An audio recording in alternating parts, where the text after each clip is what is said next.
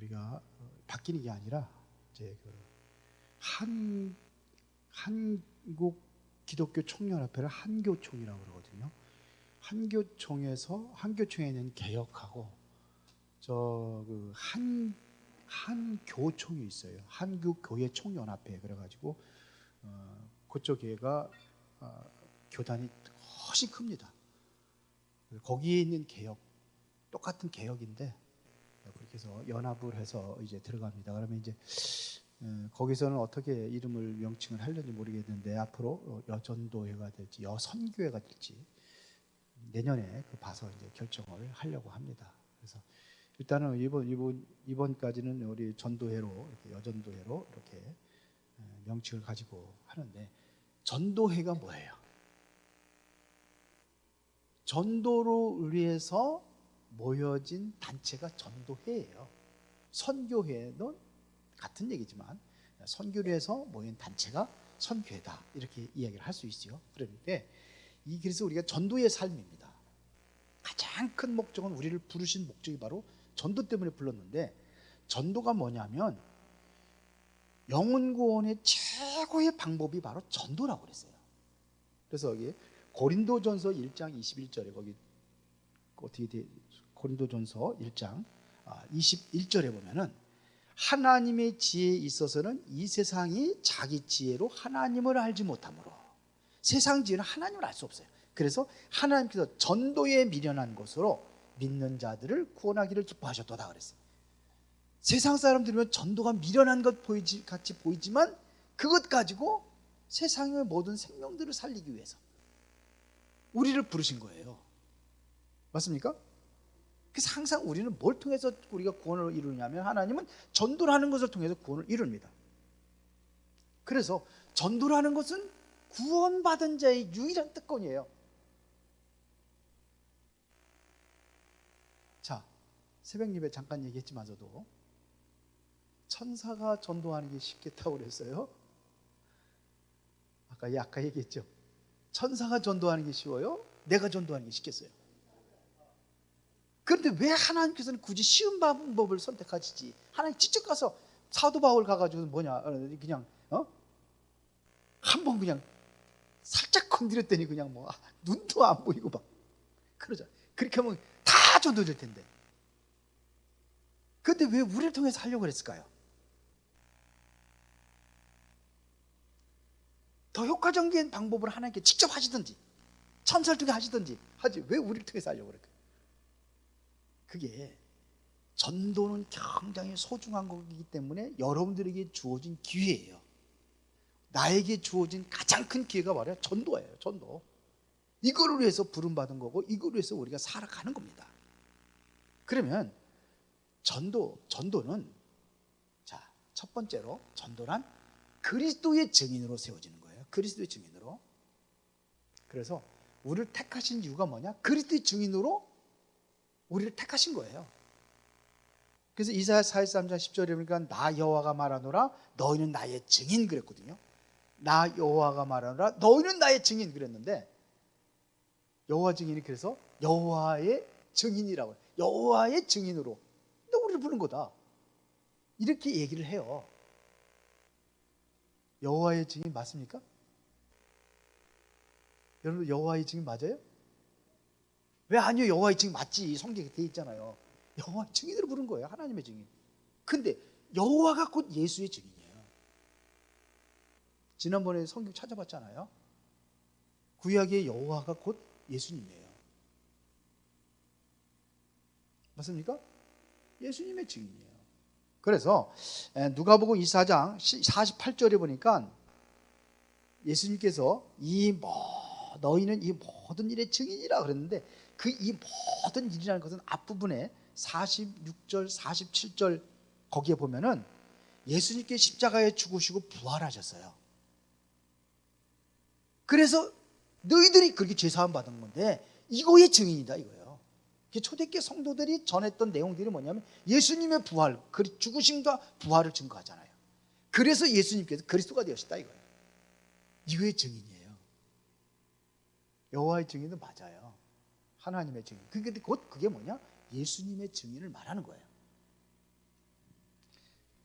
그래서 성령을 왜 충만함을 받아야 되는 이유가 뭐냐? 성령 충만 받아서 땅끝까지 예수님의 증인으로 세우기 위하여 우리가 성령 충만 받는 겁니다. 그래서 바울이 예수님께 부름 받자마자 사도행전 22장 15절에 보면 이렇게 되기가 거기 있습니다. 내가 그를 위하여 모든 사람 앞에서 내가 보고 들은 것에 증인이 되리라. 예수님께서 말씀하십니다. 바울을 부르자마자 우리는 어떤 죄송합니다. 제가 잘못 읽었네요. 사도행전 26장 16절에 일어나 너의 발로 서라. 내가 네게 나타난 것은 곧 네가 나를 본 일과 장차 내가 네게 나타날 일에 너로 종과 증인으로 삼으리 함이니 그랬습니다. 그래서 우리는 다 예수님의 증인이 되어야 되는 겁니다. 바울도 그래서 증인 되잖아요. 다메섹도 예수님 부름 받자마자 유대인들을 향해서 예수가 그리스도라고 증거하잖아요. 사도행전 9장 22절에. 자, 그러면 증인이라는 것은 어떤 증인이죠? 누가 증인이 될 수 있죠? 옛날에 보면은 요즘에는 지금 전부 다 CC 카메라가 다 있고 그 블랙박스마다 그 차들마다 다 그게 있어가지고 그런 게 없는데 옛날에는 보면 그 사고 현장 나면 거기에다가 현수막을 딱 붙여놓고 몇 월 며칠 날 몇 시에 무슨 사고가 난 사람을 본 사람들은 살해하겠습니다. 연락 주세요. 그러고서 전화번호 딱 써놓잖아요. 왜 그래요? 보고 들은 게 증인이에요. 내가 보고 들은 게 증인이에요. 그게 증인으로 서는 겁니다. 그래서 사도행전 22장 15절에 내가 그를 위하여 모든 사람 앞에서 내가 보고 들은 것의 증인이에요. 보고 들은 것의 증인이에요. 제가 이단 상담 그 연구를 좀 했잖아요.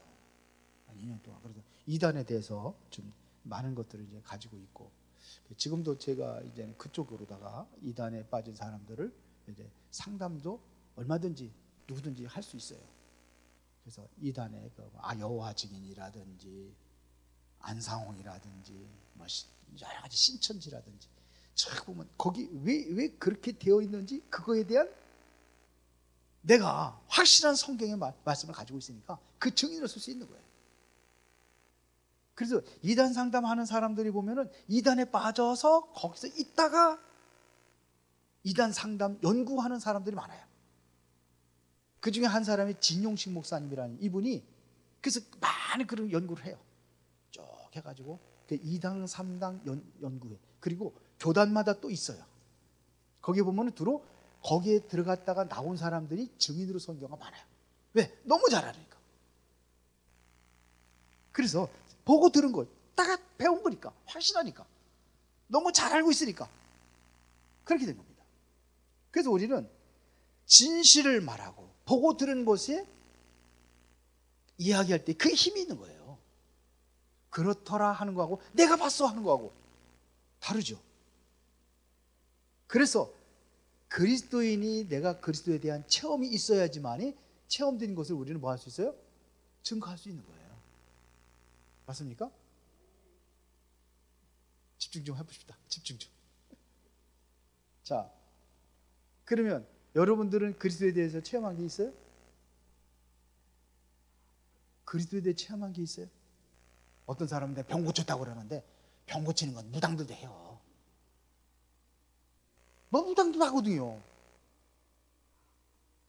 어떤 사람은 내가 뭐 이렇게 해가지고 했더니 뭐 환상을 봤다 그러는데 환상 무당들이 더 잘 봐요. 그래서 그들은 뭐냐면 환상, 환각 다 느껴요. 환상 본 거 가지고 얘기가 쏘는 거예요. 내가 정말로 체험한 건 하나님 말씀에 대한 체험이에요. 이게 참된 증인입니다. 자, 여러분들은 예수 믿는 것을 잘했다고 생각하십니까? 아, 예수 괜히 믿었다 하는 사람이 있습니까? 후회하는 사람이 있습니까? 예? 후회하고 있어요? 그러면 잘하고 있어요? 잘했다고 생각해요? 근데 대답도 안 하는 사람들은 뭐야? 그러면 내가 믿고 예수 믿고 잘했다고 생각하는 사람은 증거가 있는 거예요. 그래서 우리가 전도할 때에 그 증거를 가지고 얘기하는 거예요. 그게 힘이 있어요. 그래서 왜 증거해야 되느냐? 증거하지 않으면 안 되는 이유. 레위기 5장 1절에 만일 누구든지 저주하는 소리를 듣고서도 증인이 되어 그가 본 것이나 알고 있는 것을 알리지 아니하면 그는 자기의 죄를 져야 할 것이요 그 허물이 그에게 돌아올 것이다. 내가 거기에 대해서 증거하지 않으면 그게 죄래요. 거기에 대한 보응을 받는데요. 증인되지 않으면, 진술치 않으면 내가 죄인으로 살아가는 거예요. 거기에 대한 죄인이죠. 전도하지 않은 거 죄인. 그것도 죄라는 겁니다. 그래서 구원받은 순간부터 증인되는 거예요. 바울이 구원받은 순간부터 증인된 것처럼 다메섹에서 예수 만나고 나서 그 유대인들 향해 가지고 내가 정말 체험한 것들을 얘기하잖아요. 사도행전 23장, 23장에 거기 보면은 바울이 다메섹에서 예수님 만난 거 다 증거합니다. 내가 이렇게 만났다. 그렇게 힘이 있는 거예요. 그 다음에 두 번째는 복음의 파수꾼입니다. 여기는 더 여러분들이 충격받을 내용들이 있는데 한번 보겠습니다. 에스겔 33장.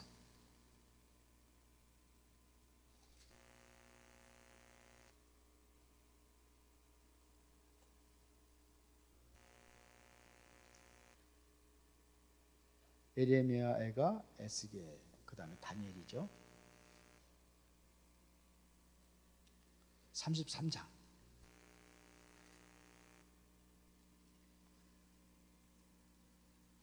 성경 공부실을 쭉 가면 다 성경 찾아보고 그러면 좋은데 33장 1절부터 7절까지 우리 다 같이 한번 읽어보도록 하겠습니다.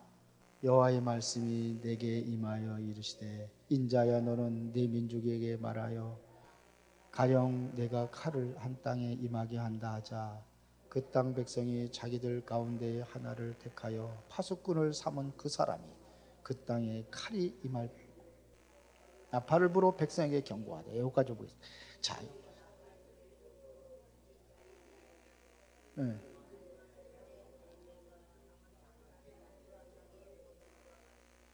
그가 경고를 받았던들 자기의 생명을 보존하였을 것이라. 나팔 소리를 듣고도 경고를 받지 아니하였으니 그 피가 자기에게로 돌아가리라. 여기까지만 보겠습니다. 자, 여기 지금 2절에 뭐라 했습니까? 지금 파수꾼으로 세웠다 그랬거든요. 2절에, 2절 하반절에 하나님 백성들을 택해서 파수꾼으로 세웠어요. 파수꾼의 사명이 뭡니까? 파수꾼은요, 우리 군대 가면 다 보초수잖아요. 이게 다 파수꾼이에요. 그래서 항상 본부하고 직통으로 연결할 수 있는 무전기라든지 아니면 전화가 있던데 다 있어요. 근데 적이 오는데 그 옛날에는 뭐냐? 그런 게 없으니까 나팔을 불었어요. 나팔을. 옛날에 우리 그 전달할 때에 그 봉화를 올렸잖아요. 봉화를. 왜 그래요? 그때는 그 연락 수단이 그거니까. 근데 파수꾼은 바로 그때 나팔을 불렀어요. 나팔을 어떻게 분야에 따라 가지고 다 달라요.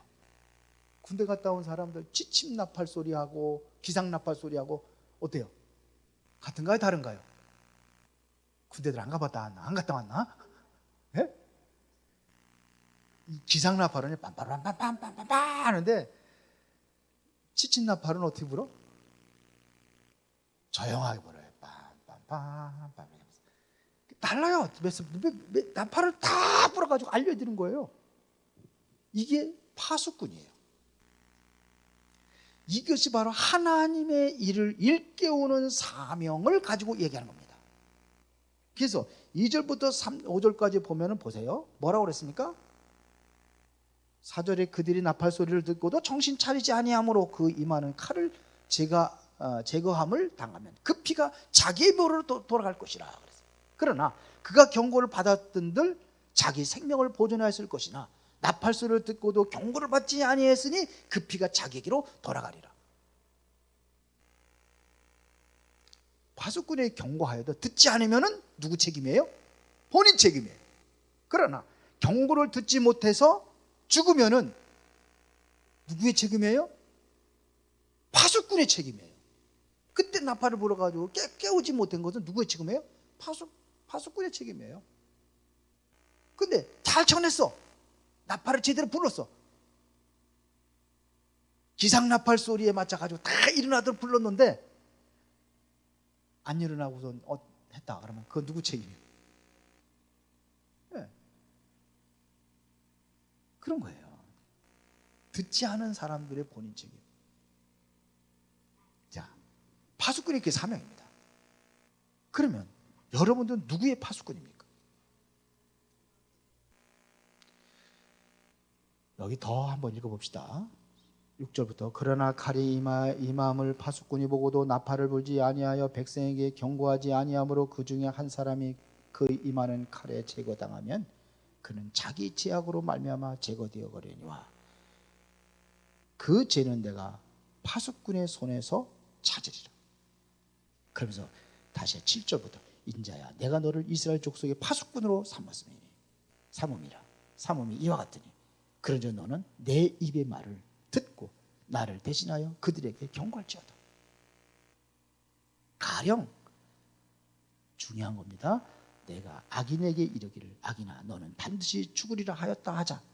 내가 그 악인에게 말로 경고하여 그의 길에서 떠나게 하지 아니하면 그 악인은 자기 죄악으로 말미암아 죽으려니와 내가 그의 피를 내 손에서 찾으리라. 그 사람의 죄를 인해서 경고하는 사람이 제대로 경고하지 못해서 그 사람이 죽었다. 그러면 그 사람의 핏값을 누구한테 찾느냐? 전하는 사람이, 전해야 될 사람이 전하지 못한 사람에게서 그 핏값을 찾겠다는 겁니다. 이해가 되십니까? 이해가 잘 안 돼요? 자, 당신은 누구의 파수꾼입니까? 마가복음 5장 19절에 보니까 허락하지 아니하시고 그에게 이르시되 집으로 돌아가 주께서 내게 어떻게 큰 일을 행하사 너를 불쌍히 여기신 것을 내 가족에게 알리라 하시니. 누구에게 알려요? 가족에게. 여러분들의 주변에 있는 여러분들 누구의 파수꾼이에요? 여러분들 주변에 있는 가족이라든지 친척이라든지 형제들이라든지 그 이웃이라든지 이 사람들의 파수꾼으로 누구를 세운 거예요? 나를 세운 거예요. 그런데 내가 입 딱 다물고 이 복음을 전하지 않았어. 한 번도 전하지 않았어. 그러면은 이성순 장로님 옆집에 있는 사람 맨날 그냥 음식은 같이 나누고 그러면서 복음을 한 번도 안 나눴어. 근데 죽었어. 죽으면 이제는 그 핏값을 누구한테 잔다는 거예요? 그런 거예요. 이게 그렇게 무서운 얘기예요. 그 전에도 지가 안 믿었어. 그럼 나는 자유하는 거예요.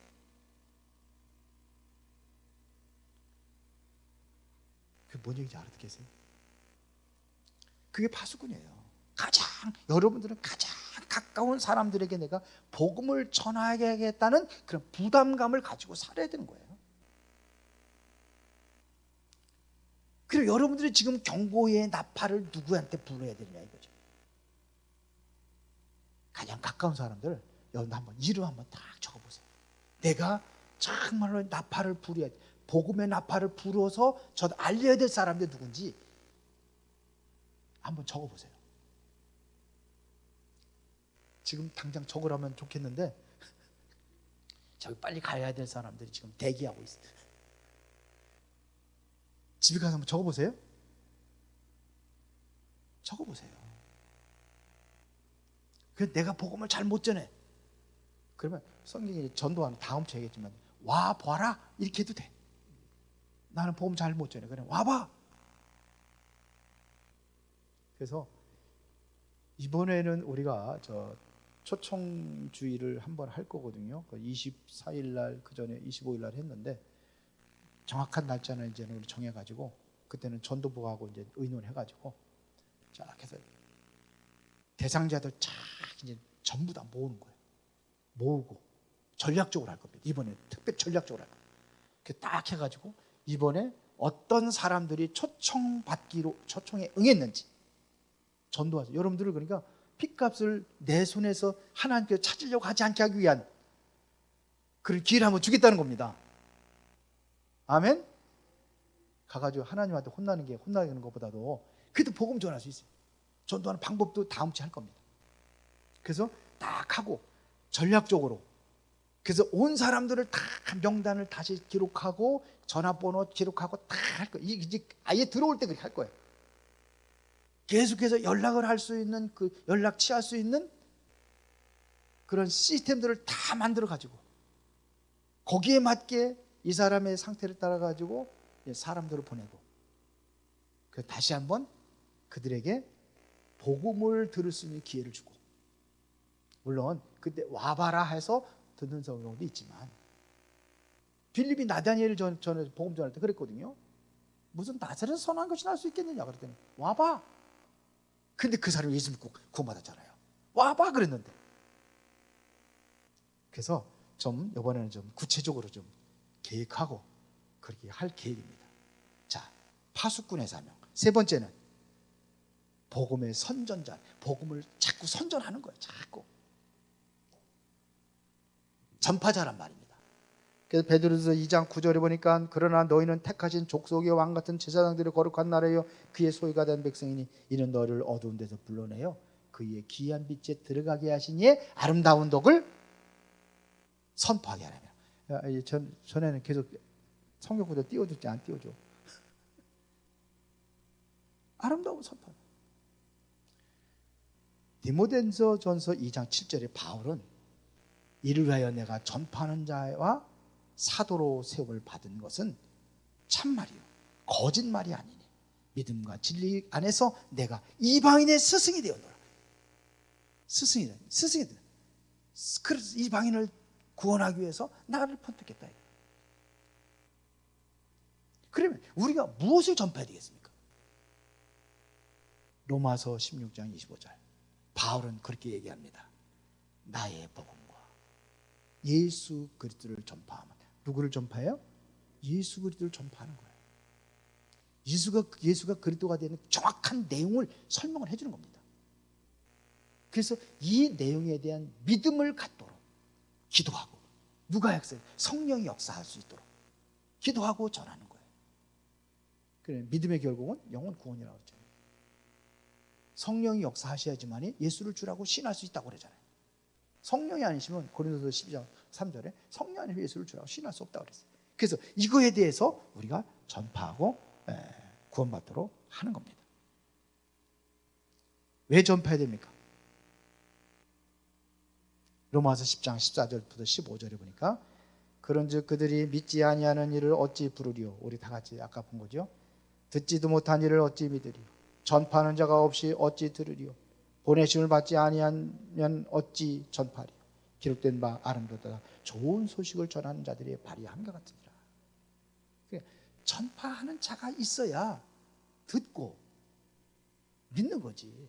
전파하지 않은데 어떻게 듣고 그들이 믿을 수 있느냐. 이게 성경에서 얘기하는 거예요. 복음 전파 안 해주면 구원받을 수 있는 길이 없어요. 고린도전서 1장 21절에 보니까 하나님은 지혜에 있어서는 이 세상의 자기 지혜로 하나님을 알지 못하므로 하나님께서 전대에 미련한 곳에서 믿는 자들을 구원하기를 기뻐하시도다. 왜 그러냐? 이 세상의 자기 지혜로 하나님을 알지 못해요. 서른 부분에서 읽었지만 저도 알지 못해요. 그래서 전도에 미련한 곳으로 그 전도를, 이 도구를 가지고 생명 살리는 일을 우리가 하는 겁니다. 감당하는 겁니다. 그래서 마가복음 10장 15절 보니까 너는 온 천하의 만민에게 복음을 전파하라. 왜? 이 전파하지 않으면 들을 수가 없기 때문에, 들을 수 없으면 믿지 못하기 때문에, 그럼 구원받지 못하는 거예요. 세상에서 가장 주님이 기뻐하시는 일이 뭔지 알아요?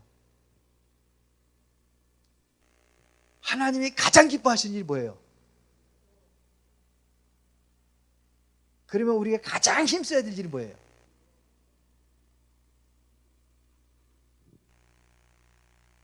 자, 누가복음 20장 21절에 그때 예수께서 성령으로 기뻐하시며, 성령으로 기뻐하시며, 왜요?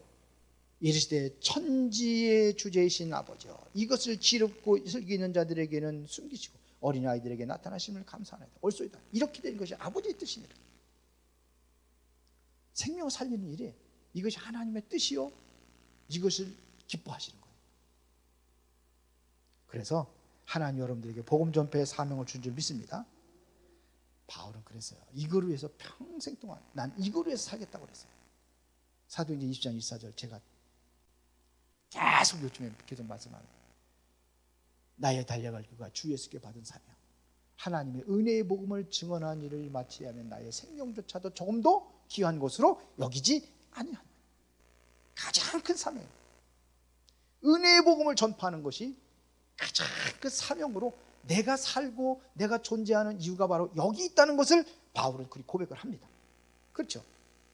그러면 우리가 어떤 태를 가지고 이 복음을 전해야 되냐 이거예요. 고린도전서 9장 16절에 보니까 내가 복음을 전할지라도 자랑할 것이 없으면 내가 부득불 할 일이라. 우리는 전도 하나 하면 막 자랑하고 싶죠. 예? 근데 그걸 자랑하지 않는데 내가 해야 될 일을 당연히 했기 때문에. 보면 좋은 일 한 사람들 TV에 나오니까 그래서 싹 사라져 버렸어. 그러면 이제 그걸 찾으려고 추적을 하잖아요. 추적을 해서 그 사람을 찾았어. 내가 해야 될 일을 한 것 뿐인데. 그렇게 얘기를 하죠. 참 좋은 사람들 많잖아요, 세상에는요. 내가 해야 될 일을 한 것 뿐인데 이것을 뭐 그렇게 큰일이라고 그렇게 생각하십니까? 굉장히 큰일이라고 생명 살리는 일을 했는데 그렇게 얘기를 하는 거예요. 바울이 그랬습니다. 우리의 태도가 그래야 돼요. 어떤 자세로 전파해야 되느냐? 디모데후서 4장 2절. 너는 말씀을 전파하라. 때를 얻든지 못 얻든지 항상 힘쓰라. 범사의 어뢰차림과 가르침으로 경책하며 경계하며 권하라. 복음을 때를 얻든지 못 얻든지 하라고 그래요. 성경은 말하고 있습니다. 복음을 전하지 않으면 직무유기라고 하죠. 해야 될 일을 안 했기 때문에. 그래서 핏값을 그새어 찾는다, 이런 얘기예요. 직무유기. 내가 옆 사람을 일깨우지 않으면 내가 당하는 거예요. 여러분들 음주운전하면 안 되죠. 음주운전한 거 방관해도 그 사람도 같이 당하는 거예요. 방임죄.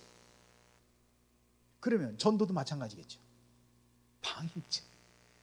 너무 무서운 얘기를 해가지고 죄송합니다만서도 좀 부담을 좀 가지시고 그래야 여러분들 기도도 하고 할 거 아닙니까? 그렇죠? 자, 왜 예수님께서 함께 하시느냐 이거예요. 디모데후서 4장 17절에 보니까 주께서 내 곁에 서서 그에게 힘을 주심은 나로 말미암아 선포된 말씀이 온전히 전파되어 모든 이방인이 듣게 하려 하심이니 내가 사자의 입에서 건짐을 받았느니라. 하나님께서 전도자에게 힘을 주신다고 그랬어요.